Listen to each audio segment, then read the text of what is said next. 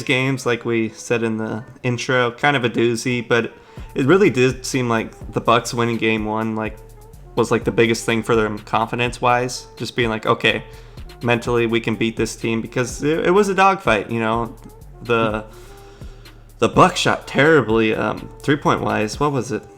I wrote it down here. I don't know. 5, right? Something like They that. only hit like 5. 5.1. Yeah. Britton Forbes in the first quarter went off, man. He had wrong note, sorry. Mess here. Britton Forbes in the first quarter, 14 points, 4 for 4 from the 3-point line. Mm-hmm. Pat Connaughton had 11 himself. Giannis. Yeah, he had 2 really contested threes. I think he had 3 threes in total, but 2 of them were like, whoa, Yeah, they hit 22 in this game compared to 5. So it seemed like a really big game for them confidence-wise. They seemed really loose in this game and ready to go. Mm-hmm. Like, it wasn't even a great Drew Holiday game. Only 11 from him. Middleton, 17. Solid, but you would expect a bit more. Brook Lopez, DiVincenzo, not that great. It was really the bench. Bryn Forbes came up big. Bobby Portis has given them some points. Pat Connaughton. Then I honestly just feel so good about the Bucks, and I don't think they'll sweep. I think that the Heat will get it going a bit and win a game or two. Yeah. Mm-hmm. But it's definitely not the same Heat team as last year. And I was kind of surprised in game one. Giannis was kind of hesitant against Trevor Ariza, but he went at him today. And it's like we said, the power forward position is the biggest hole right now for the Heat, and probably what will keep them from moving on. Either way, I don't think they will quite move on because I don't think they're quite catching anyone by surprise. Jimmy Butler, just not the same Jimmy Butler from last playoffs. He's also facing great defense, but same with Bam Adebayo. Really, Dragic has been their best player so far in the playoffs. Dwayne Dedmon, I know, gave him 19 today, but it seems like the Bucks really got their confidence from that game one win. To start off today, though, it was like guns blazing. Just everyone was making everything. And I think that kind of shows how different this Bucks team is. I know at the beginning, I think we both predicted Heat, right, and 6 or 7. No, I had Bucks. Not the Bucks. The Bucks. Sorry, not the Bucks. And we were. I think we were all a little hesitant, because we're like, this team's a lot better from last year. But I feel like we were hesitant because, the Heat could turn it on or whatever, though. But yeah, Jimmy Butler, I think he averages like 13 points between these 2 games. Yeah. And he's a guy that should be averaging like 25. He just hasn't looked really like that killer from these past few years in the playoffs, Yeah, no, I've been a bit surprised, and it's not like the Bucks are throwing like something crazy at him. Nothing that I didn't really see in the bubble. They are guarding the 3-point line better and being more. They are switching more, and they do have a better switching. More versatile defenders out there. But yeah, I borderline really wanted to take the Bucks to make the finals. Because I weirdly want Suns Bucks as the finals. I don't know. I don't think a lot of people actually want that. I'm sure most people want Nets Lakers or whatever, which I will be awesome as well. But Lakers Bucks, something like that. It's just hard to go against the collection of the Nets when they're healthy. Like we saw against the Celtics, it was like, okay, time to go win. KD gave them 8 in a row or something like that, and it's like, okay, Kyrie, your turn. And then James Harden, the whole game was, and we'll get back to this game, just toying with Tristan Thompson. Was getting his confidence up, in the pick and rolls, was passing out of it. And he's like, okay, time to win the game. I'm going to hit 2 step-back threes in your face because you actually can't guard me. I just was not trying. And that's crazy when, Harden, probably one of the best scorers of this generation, doesn't even have to, gets easily 20 points, only shooting 13 shots, not what we're used to. But I hope that the collision course is Bucks Nets, because I think that could be a really fun, exciting series, and probably the winner of that would win the Eastern Conference to me, and maybe even the finals. I don't know, we'll see. Yeah, I agree with that too. It's like last year when we saw with the Clippers, it's like you can't win when it's like, hey, my turn to ISO, your turn to ISO, But the Nets are gonna prove that wrong. But however, though, I feel like they'll just be an outlier because of how good everyone is offensively. The big 3. Yeah, I'm at the point where I don't even care about their defense anymore. Like, yeah, if they're just average, which they have been lately, then they're gonna win. They're gonna win games that they want to win. The Yeah, Heat. no. Last thing for me, really, in this game, I don't have a whole lot on it. I just thought the Bucks kind of just went out there and just kind of kicked their ass and looked like a team with a lot of confidence. The Heat went 8 for 28 from the 3-point line, shooting 28%. It's obvious it's going to get hard to play Duncan Robinson out there because kind of whenever Drew Holiday and Chris Middleton wanted to, they just cooked him. Yeah. Also, when Duncan Robinson is not on, he's not really. If he's not really scoring, if he's not making his threes, he's. I mean, kind of can't really do anything. Yeah, he's not getting any offensive rebounds, as we hit on the last recap that we did together. Yeah, he went 5 for 10 the first game. What was it, like 20 points, 25? I don't know, something like that. He was something like that. Yeah. He was good in the first game, but you nailed. He was really good in the first game. Yeah. You nailed it. If he's not on, it's kind of tough to play him. I don't know what's up with Hero. I don't know if he lost his confidence. It's just been a weird up and down year for him. I'm not willing to say he's, a bust or it was a fluke, because I think he could definitely do it. But we said it before. It's just not the same Miami Heat team, but we wouldn't be shocked yet if they did win the series or went on a deep run. Hero, I don't think it's a confidence thing. I think his shots are honestly just not dropping. Yeah, it's you've nailed it. Because when I'm watching, it's like he gets to his spot and his shot still looks good. It's just, it happens sometimes. Sometimes your shots just don't fall. It's kind of happens to shooters. Some days are just not that. You have a few stretches here and there. So yeah, no, but that's a shame. But I mean, I assume we'll get 1 or 2 good Hero games. No, I would agree. Ready to move on to Nuggets Blazers? Yeah. So this game, it was kind of like a reverse of last game. I think it was almost the same score. Didn't the Blazers win 128-109 or something like that? Shoot, I didn't even think about that. Maybe I'm wrong. I don't know. Let me check here. Saturday was the game. 123-109. So close. Okay.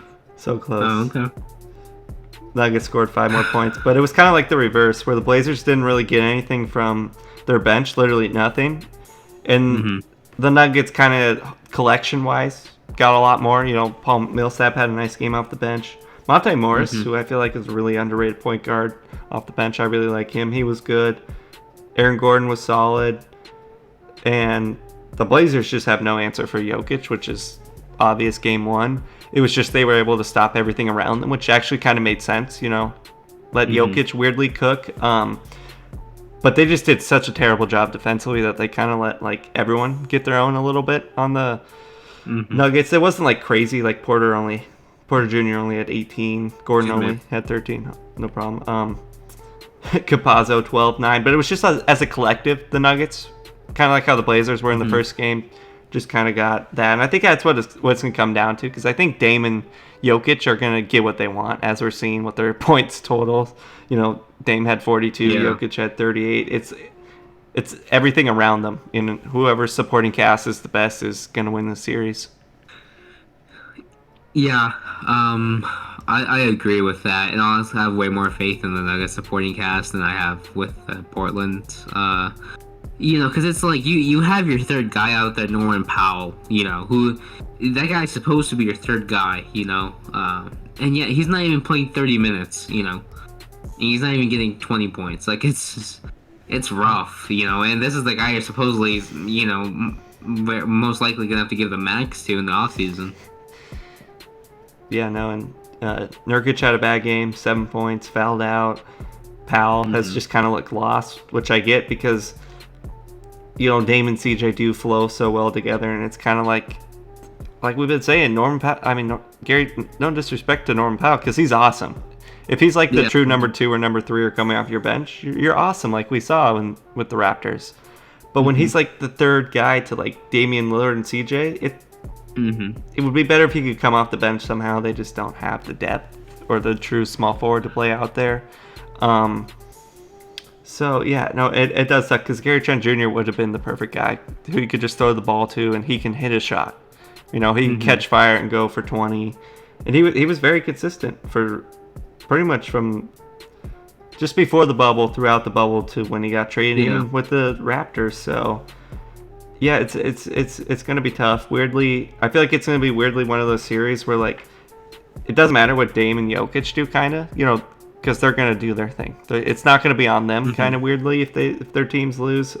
It's kind of gotta be on everyone else. What are you gonna get from everyone else? And I think it was just kind of simple today that the Blazers kind of can get punked around. You can kind of punk them out. You could see if they have it early and if they're gonna win. And there's just times where they just come out flat, and it's like, oh, okay, they're gonna lose. I could tell, like, in the first quarter, it was like, okay, Blazers don't have it. They're being punked out by the Nuggets right now. And kind of, for lack of a better word, they were kind of soft today.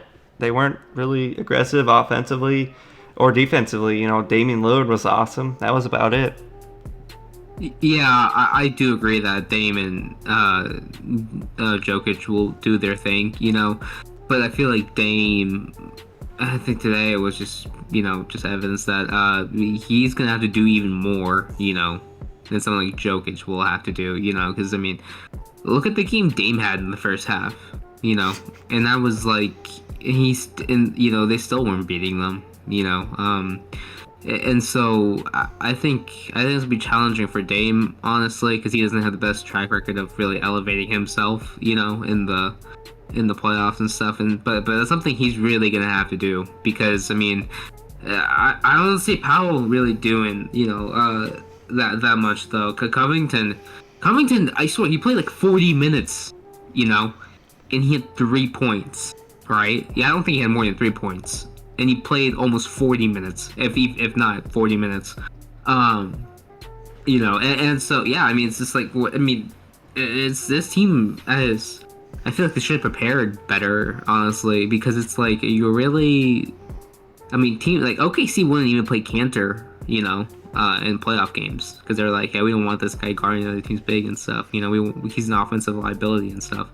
And, they have him guarding Jokic, It's terrible.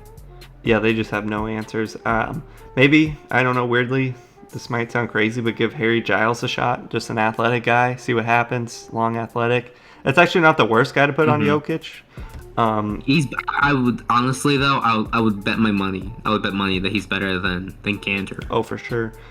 They lucked out that, like, Nurkic had a really good, not really good, but he was good in the first game. I thought that the Nuggets would win this game and really prove a point, but I was just, and I'm a Blazers fan, but I was just so frustrated by like the effort of everyone and like how like Campazzo kind of like punked out CJ McCollum in the fourth quarter there and just kind of pissed him off, and like Melo was like lost. He was getting into like scuffles with everyone, got a technical, only scored 5 points. I think shoved Campazzo to the ground. Campazzo's kind of awesome. He's so annoying and like gets in your head and everything. Yeah. And he's like this like 5'8" dude who just doesn't give up and doesn't care who you are or what it is, if it's Steph Curry or Dame. And like Dame and Steph are at the point where they just kind of like shrug him off or whatnot. But like you could see like a secondary star, if he's on you all game, like in all series, like he can get annoying. Like I could see that he's up at your grill the whole time. He's sticking with you, And he doesn't care, like just him also when they're guarding him. Like the first three he had, he like made and went back screaming, because obviously he's so hype, right? And it's just like, holy crap, the Blazers need something like that, Because like here's Campazzo, and it's just like you could. If you look at it, just like, yeah, he just made a 3, but in my opinion, like he just made a 3, and he kind of boosted the morale, honestly. Because he kind of, everyone gets hyped for him though, and that doesn't really happen in this Portland team. No. You could really tell like the Nuggets really like each other. Not that the Blazers don't, but like it's not the same hype. Like Jamal Murray's like losing his mind on the bench. Like JaVale McGee, who hasn't even played in like the series. It's like so many guys that don't even play, and they're always like so happy for Campazzo. He's out there drawing charges, running. He'll run through anybody's screen because he's so small. He'll just fall down, so it's an offensive foul every time. It's kind of annoying, kind of funny, but. I've seen somebody post be like, Carmelo's the X factor for the Blazers. They're going to win because of Carmelo. It's like, okay, if you look at the track record, and I've been kind of tracking this for the Blazers, he hasn't had back-to-back great games. And you're seeing when he's not on offensively how terrible he is defensively. Freaking Paul Millsap, who looked like dead half of the season, got half of his points on Melo and like Cantor. It's like I thought Paul Millsap was dead and unplayable, and that's just not true. It's like the Blazers have so many too many of those guys. Like if Cantor and Cantor probably shouldn't even be playing in the series, honestly. Oh no, definitely not.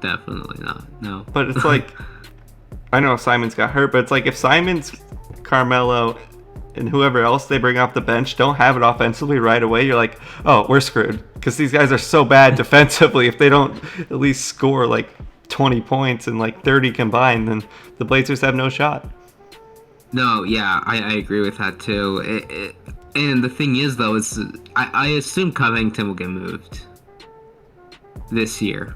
Honestly, in the offseason, I assume it will happen, or maybe next year, whatever. And I guarantee, once he moves on, dude, this guy's gonna start playing so much better defense. Okay, Ariza's defense, he still looks good. You know, it's different because he's guarding Giannis, someone who's so much stronger than him. But on the perimeter and stuff, Ariza looks great. You know. Especially for his age and all that, though. And I was thinking to myself, holy crap, he was on the freaking Blazers a year ago, you know? And he never looked this good, you know? And Covington, honestly, though, before Covington was moved, I was like, he is the perfect role player, you know? Because, you know, he can... for a while, though, he was averaging 13 points and being one of the better defenders, you know? It's just... that's not happening on this Blazers team. You know, I don't think Carmelo's the X factor. I think Norman Powell's the X factor. You know, Carmelo, it's so weird too because I feel like he really wants the love from Denver. You know, he talked about it I think a year ago, and he's like, if there's a place that's gonna retire my jersey, you know, it's gonna be here in Denver. And it's like, I'm sorry, but that's not gonna happen. You know, Jokic has already proven that he's honestly. I don't even think this is a debate. I think Jokic is just a better player than Carmelo ever was, you know. And so if they're going to retire him 15, they're going to retire because of Jokic. And everyone hates Carmelo. I bet that doesn't sit well with him because we all know Carmelo can be very emotional and stuff. And yeah, honestly, I don't really see him playing that much better later on in this series. Yeah, no, I don't know what will happen with Covington, but I can promise, win or lose, probably this series, because they definitely will get beat by the Suns or the Lakers, whoever wins that. If they do move on, the Blazers, I can pretty much guarantee that there's going to be big changes to the Blazers next year. I would be surprised if they run it back again. 8 years in a row, it's been fun and awesome. They've had so many cool moments and whatnot. You know, they obviously haven't gotten over the hump and whatnot, and they should be proud of what they've done, making the playoffs 8 years in a row. But I do think changes are coming to this team. I bet you're right. I bet Covington gets traded and goes back to playing great defense, and his offense, I wouldn't be surprised if it picks up again too. Just because, he's like the fifth option, which is fine, but he never gets the ball. I think people forget, he's better offensively than we think. He just never gets the opportunity. Yeah, honestly, because he's a big body and he can shoot the three. I feel like if you want a player like Covington to really succeed in your offense, you need a great playmaker, or at least a really good one. Because in Philly, he had Ben Simmons, and it was just pretty good ball movement all around. But here in Portland, it's just not the same thing. Damian Lillard, by no means is a bad playmaker. He's just not really, he's not the type of guy that can really get guys in a flow. No, I would agree 100%.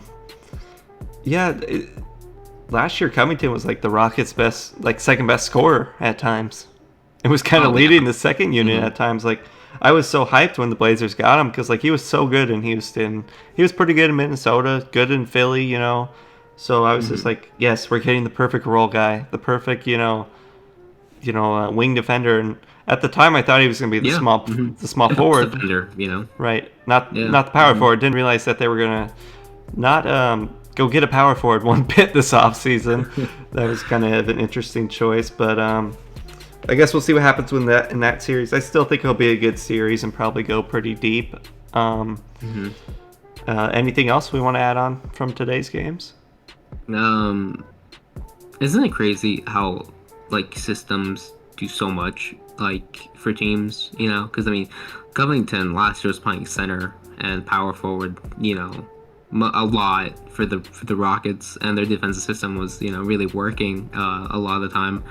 And it's crazy on this Portland team, he can't even play power forward sometimes. You know. Yeah, like Aaron Gordon gives it to him a lot. If he gets switched on to Jokic, which you could pretty much say for anyone, he's pretty much screwed. Yeah. It's just weird like that the Blazers just like go get like they've done this forever. They just go get a collection of like random guys that are like pretty good, good.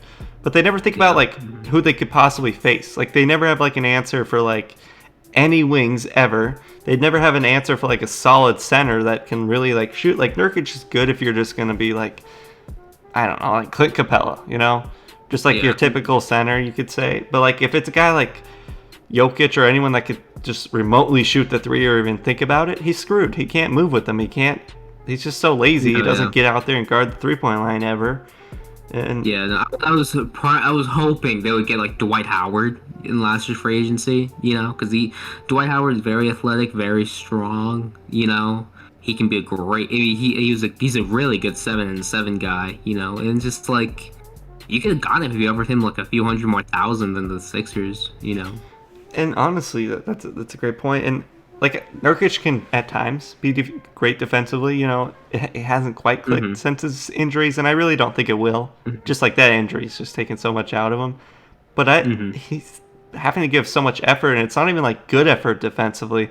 Like he doesn't look great defensively, but he's having to give so much that like I really wish that they would kind of play Harry Giles weirdly enough, or have an athletic center that they could throw at Jokic, where he could kind of feel free to kind of do what he does offensively, because he is a big part of their offense. Like he's probably weirdly like gets the most guys going because he's a really good passer. He'll kick out to shooters. He'll hit Dame and CJ on backcourts. Passer, yeah, very underrated passer in my opinion. And he's starting to shoot the 3-ball a bit better these last couple of years. He has a good offensive skill set, so I kind of would weirdly like to see him focus on offense more and maybe have to give a little bit less defensively, but they just have no options. He's like their best defender at times, so that's not the best thing, saying that he broke his leg and like couldn't walk for a year.